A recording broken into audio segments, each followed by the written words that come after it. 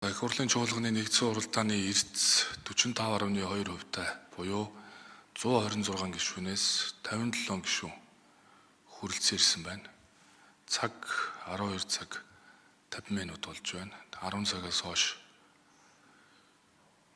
их хурлын гишүүдийг чуулганы нэгдсэн уралдаанд оролцоог хүлээлээ.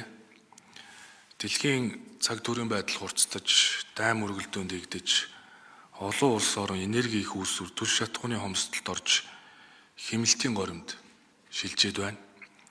Монгол улсад хаврын тариалтын өмнө бүх юмны үн болдог түл шатхууны үн өслөө. Эдийн засгийн байдал нэг эзэгтэй байна. Дэлхийн улс орнууд яг ийм цаг үед үндэснийхээс өрөнд эсвэрлэх чадвараа бэхжүүлэх бодлогоо боловсруулж, хямралын үеийн менежментийн төлөвлөгөө боловсруулж ажиллаж байна.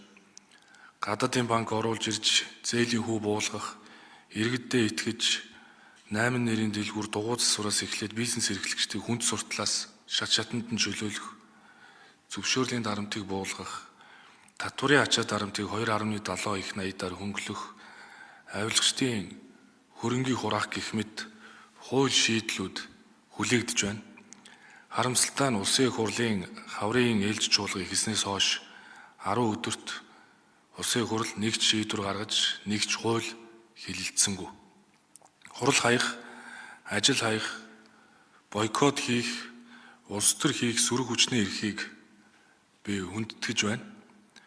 Улс төр биш ажил хий, асуудал шийд гэж амьдрал ард түмэн биднээс шаардж байна. 4 сарын өмнө сонгож дэмжсэн атлаа нэг намын дарга улсын их хурлын дарга байж болохгүй гэдэг хууль бус шаардлагыг тавьж байна. Эрсцээ бурдуулж, хууль хэлэлцэж баталсан бол хууль ёсны үйл явц болох байлаа гэдгийг сөрөг хүчин сануулъя. Хууль тогтоох байгууллага өөрөө хууль дээдлэх зарчмыг ягштал баримтлан ажиллах ёстой. Парламентын гацаа биш, энэ нь өөрөө амьдралын гацаа болсон байна. Төр улсын их хурлын тасралтгүй доктортой үйл ажиллагааг тасалдуулж байгаа тул улсын их хурл дахь Монгол Ардын намын бүлэг хуралдаанаа зохион байгуулж улс төрийн шийдвэр гаргах шаардлагатай байна. Бүлгийн дарга бат жаргал бүлгийнхаа хурлыг хийж улс төрийн шийдвэрээ гаргах гэдгийг сануулж байна. Бидний сандал суудал биш шийдэл хэрэгтэй. Монгол Ардын намын төр, арчилсан намын төр гэж байхгүй. Монгол Ардын намын Монгол улс, арчилсан намын Монгол улс гэж байхгүй. Улс төрийн тоглоом, улс орны шоглоом болох учиргүй. Албан тушаал үнэтэй биш, ачаагаа үрж чадах хариуцлага илүү үнцэнтэйг бид мартах учиргүй.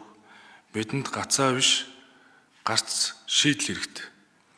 Санжаа сүрэнгийн зөргийг хэлсэнчлэн энэ тэргуунд улс орон ард түмэн, удаад нь улс төрийн нам, азаг сүлд нь хувийн сонирхлоо тавих эрх ашигын эрэм дарааг улсын их хурлын гишүүд төр түмний төлөөлөл болж ажиллаж байгаа та бүхэн хизээд мартах учиргүй гэдгийг хэлээ.